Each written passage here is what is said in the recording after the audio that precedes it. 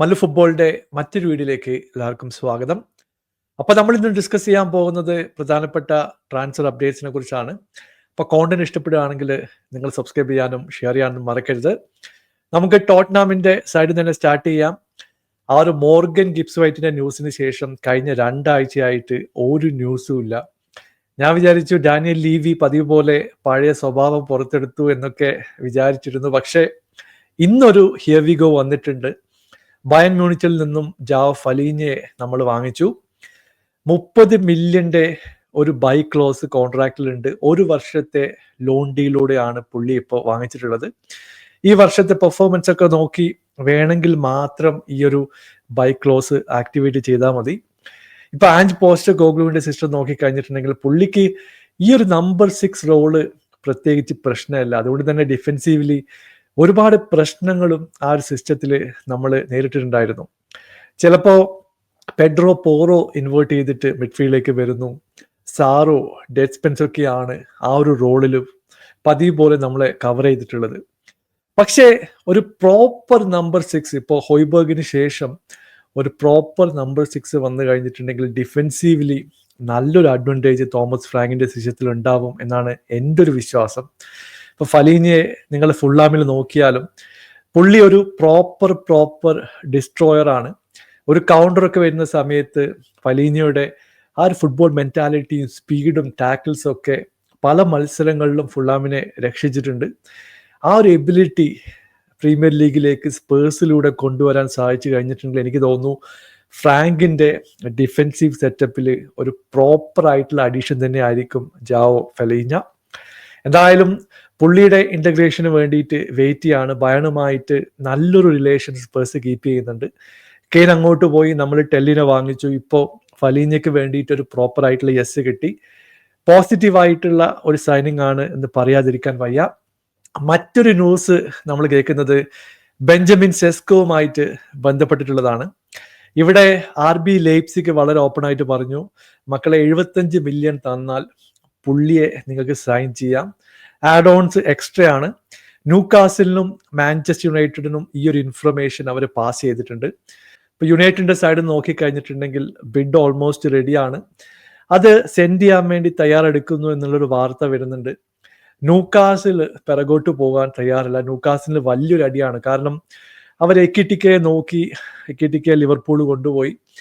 ഇപ്പോ മറ്റൊരു ഓപ്ഷൻ ആയിട്ട് വന്നിട്ടുള്ളതാണ് ബെഞ്ചമിൻ സെസ്കോ. സെസ്കോക്ക് ആ പ്രൊജക്റ്റ് ഒക്കെ പ്രിപ്പയർ ചെയ്ത് ന്യൂകാസിൽ കൊടുത്തിട്ടുണ്ടായിരുന്നു. പക്ഷെ ഇപ്പൊ യുണൈറ്റഡ് വന്ന് സെസ്കോയെ ഹൈജാക്ക് ചെയ്യുന്ന ഒരു പരിപാടിയായിട്ടാണ് തോന്നുന്നത്. ബെഞ്ചമിൻ സെസ്കോയെ സംബന്ധിച്ചിടത്തോളം പുള്ളി ഒരു പേഴ്സണൽ പ്രിഫറൻസ് കൊടുക്കുന്നത് യുണൈറ്റഡിന് തന്നെയാണ് എന്നുള്ളൊരു ന്യൂസ് കേൾക്കുന്നുണ്ട്. അങ്ങനെയാണെങ്കിൽ അമോറത്തിന്റെ സിസ്റ്റത്തിൽ അടുത്ത സീസണിൽ ബെഞ്ചമിൻ സെസ്കോ കളിക്കും എന്നുള്ള സൂചനകളാണ് ഇപ്പൊ നമുക്ക് കിട്ടുന്നത്. എന്തായാലും കൂടുതൽ വിവരങ്ങൾക്കായിട്ട് നമുക്ക് കാത്തിരിക്കാം. മറ്റൊരു ന്യൂസ് വരുന്നത് ചെൽസിയുടെ സൈഡിൽ നിന്നാണ്. ചെൽസിയുടെ ഡിഫൻസിലേക്ക് മറ്റൊരു പ്ലെയർ കൂടി വന്നിട്ടുണ്ട്. ലെഫ്റ്റ് ബാക്ക് ആയിട്ടുള്ള യൊറേൽ ഹാത്തോയെ ഒഫീഷ്യലായിട്ട് സൈൻ ചെയ്തിട്ടുണ്ട്. 40 മില്യൺ അയാക്സിന് കൊടുത്തിട്ടാണ് ഈ ഒരു ലെഫ്റ്റ് ബാക്കിനെ ടീമിലേക്ക് എത്തിച്ചിട്ടുള്ളത്.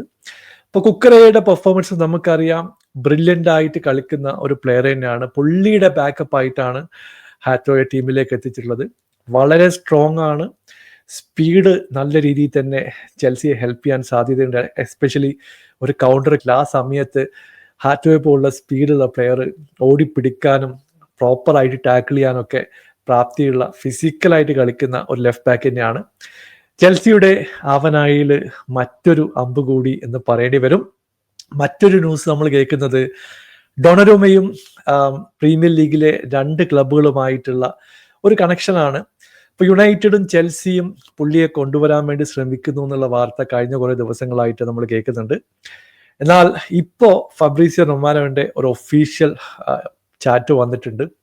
പുള്ളി പറയുന്നത് ഇത് എവിടെ എത്തിയിട്ടില്ല, റിപ്പോർട്ടുകളൊക്കെ നമ്മൾ കാണുന്നതാണ്, പക്ഷേ ഒരു അഡ്വാൻസ് സ്റ്റേജിൽ ഡിസ്കഷനോ അല്ലെങ്കിൽ ഒരു പ്രോപ്പർ ബിഡിങ്ങോ ആ സ്റ്റേജിലേക്കൊന്നും കാര്യങ്ങൾ എത്തിയിട്ടില്ല. ഇപ്പൊ ഡൊണറുമക്ക് ഈ ഒരു സീസണിൽ ചിലപ്പോൾ PSG തന്നെ തുടരാനുള്ള ഒരു സാധ്യത നമുക്ക് തള്ളിക്കളയാൻ പറ്റില്ല.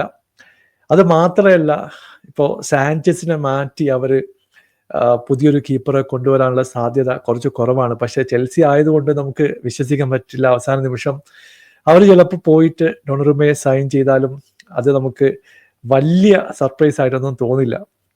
മറ്റൊരു ന്യൂസ് നമ്മൾ കേൾക്കുന്നത് ഗർണാച്ചോയും ചെൽസിയുമായിട്ടുള്ള ചില ലിങ്ക്സ് ആണ്.